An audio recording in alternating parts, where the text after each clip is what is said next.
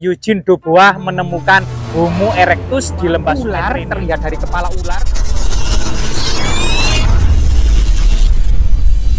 Kali ini kita mengunjungi sebuah taman yang sangat istimewa, mengingatkan kita pada sebuah kerajaan Majapahit. Batu bata merah berjajar membentuk pagar taman. Pohon Kamboja ya, pohon Kamboja yang saat ini pohon ini belum berbunga memang. Tapi siapa sangka kemudian di taman yang sangat indah ini ada jejak-jejak artefaktual. Atau mungkin artefak-artefak ini dipindahkan dari suatu tempat tertentu di masa lalu kemudian ditaruh di sini. Sekedar mungkin untuk mengingatkan akan kebesaran leluhur kita, yaitu sejarah kerajaan Majapahit. Diduga arca-arca ini sebenarnya arca asli gitu ya, sehingga kemudian ditaruh di sebuah taman yang eksotis yang mencitrakan sebuah peradaban ya, tentang nilai-nilai estetika dari sebuah peradaban besar di masa lalu.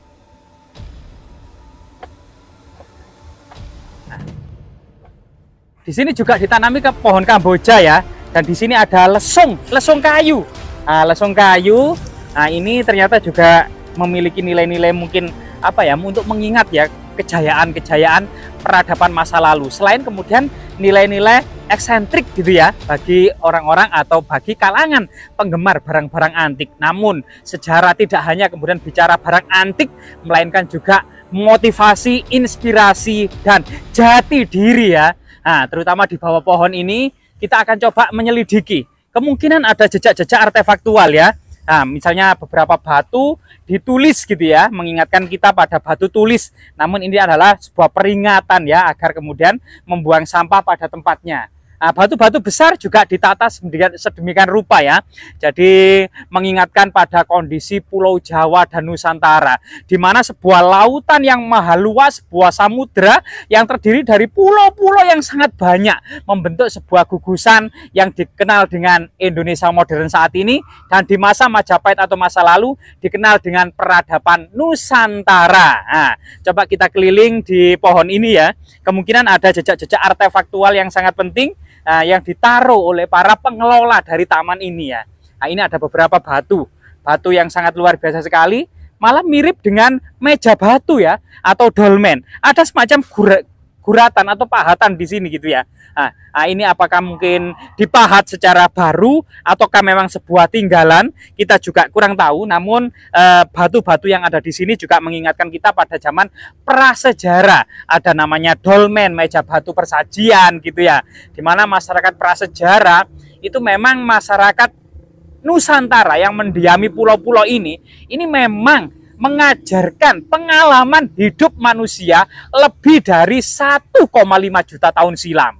Sejak Eugene Dubois menemukan Homo erectus di lembah Sungai Trenil, sehingga kemudian Pithecanthropus erectus sudah ditemukan, yang mereka diperkirakan hidup antara tahun 1,5 juta tahun silam ya, sampai kemudian sekitar 1 juta tahun silam, yang menandakan bahwasanya di Kepulauan Nusantara ini memang dihuni oleh masyarakat Homo erectus. Sebenarnya masyarakat Homo erectus ini berbeda dengan Homo sapiens sapiens. Karena Homo sapiens sapiens ini mulai muncul dengan segala peninggalannya ini sekitar mulai tahun 10.000 sebelum Masehi gitu ya, yang kemudian diwakili oleh masyarakat Austromelanozoid ya, orang-orang yang berkulit hitam, berambut keriting. Ini kemudian terdesak pada tahun 2500 sebelum Masehi oleh masyarakat Proto Melayu gitu ya, migrasi dari kemudian daerah Yunan atau diperkirakan Tiongkok Selatan. Ini kemudian membawa peradaban batu besar, menhir, dolmen, sarkofagus, tahta batu, punden berundak. Kemudian sekitar tahun 1500 sebelum Masehi ada migrasi besar-besaran dari Dongson, juga di sekitar Tiongkok Selatan ya, Yunan, yaitu kemudian membawa kebudayaan Dongson. Ada Moko, Candrasa, Nekara, yang ini merupakan genderang perang dengan hiasan katak yang menandakan kemudian harapan akan turunnya hujan untuk kemudian menyuburkan tanah-tanah sebagai sebuah masyarakat agraris yang sangat maju, sangat makmur, melimpah dengan pangan yang beraneka ragam. Tidak hanya kemudian tumbuh-tumbuhan saja, makanan yang berupa misalnya karnivora berupa daging itu juga banyak sekali. Dan itu kemudian seiring kejayaan Nusantara pada masa perunggu inilah atau kebudayaan Dongsong awal Masehi atau 1 Masehi, maka kemudian berdatangan ya para pendeta agama Buddha, agama Hindu yang menikah dengan putri-putri raja yang ada di Nusantara, sehingga kemudian menimbulkan dan memunculkan serta awal dari perkembangan agama Hindu dan Buddha di Nusantara. Sejak awal Masehi kemudian agama Hindu dan Buddha berkembang di Nusantara hampir mulai awal Masehi sampai pertengahan abad ke-16 Masehi. Lebih dari 1.500 tahun memang Nusantara memiliki pengaruh yang cukup signifikan dalam bidang dan perkembangan agama Hindu dan Buddha. Di belakang kita ada sebuah arca ya, diduga ini arca yang sangat kuno. Rahayu.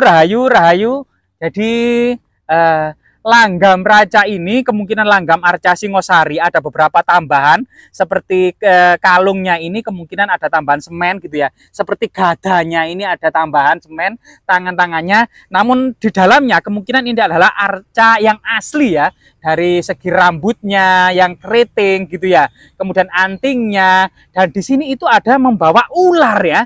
Jadi arca Dwarapala atau penjaga pintu gerbang atau guardian ini ternyata membawa ular, terlihat dari kepala ular dan kemudian tubuh ular sampai ekornya yang dipegang ini, termasuk kemudian gada dan posisi duduknya ya, kaki kiri ini semedi dan kaki kanan itu mendongkrong ya atau jongkok, sehingga kemudian arca ini merupakan arca Dwarapala atau guardian atau penjaga pintu gerbang atau penjaga pintu masuk dari bangunan candi atau bangunan suci lainnya, sehingga kemudian arca Dwarapala ini memiliki filosofi yaitu kemudian membatasi gitu ya, membatasi antara area profan, antara keseharian masyarakat secara luas dengan area sakral, area khusus, area dalam gitu ya. Termasuk kemudian arca Dwarapala ini juga dipercaya pada masa tradisi-tradisi kuno adalah penangkal aura-aura negatif, sehingga kemudian arca Dwarapala ini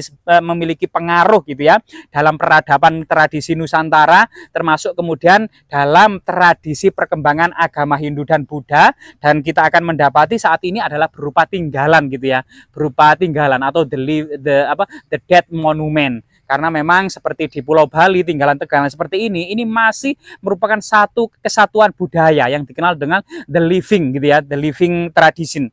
Jadi tradisi yang masih terus berlangsung. Sehingga kemudian di suasana yang sangat rindang dan sangat sejuk ini, di bawah pohon pisang bunga serta pohon Kamboja sebagai ciri khas tempat-tempat suci, tempat-tempat sakral, istana-istana, dan nuansa peradaban kuno kerajaan Majapahit penuh dengan bunga Kamboja atau bunga sembujo bahasa Jawanya ya. Dan di bawah batu sembujo ini juga ada semacam batu ya, yang semacam tugu batu atau mungkin juga arcaan finis gitu ya, yang tugu batu atau menhir kecil ini juga pada masa prasejarah yang terus berlanjut pada masa Hindu Buddha sebagai situs kabuyutan memiliki 6 fungsi.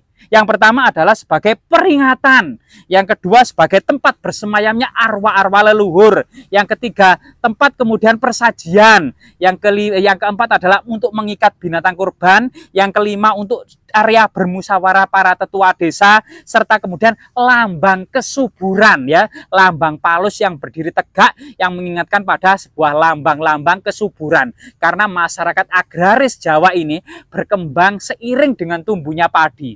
Semakin banyak padi yang sangat luas dan melimpah, maka surplus pangan semakin melimpah. Semakin banyak makanan, maka semakin banyak orang yang diberi makan. Semakin banyak orang yang diberi makan, maka semakin luas lahan pertanian yang dibuka terus, sehingga masyarakat Jawa terus seiring berkembang seiring dengan tumbuh dan berkembangnya tanaman padi. Semoga kemudian berbagai macam kazana prasejarah kuno ini terus memberikan edukasi, motivasi jati diri gitu ya, akan kemudian kebesaran bangsa kita tidak bisa kemudian dipisahkan dari perhatian utama para penguasa terhadap kondisi pangan agraris ya, termasuk kemudian keragaman pangan yang ada di Nusantara ini sangat melimpah sekali. Berbagai macam buah-buahan itu sangat banyak, berbagai macam jenis sereal banyak sekali, berbagai macam jenis sayuran sangat banyak sekali, berbagai macam jenis daging termasuk kemudian protein lainnya itu juga sangat melimpah. Apalagi kekayaan lautnya,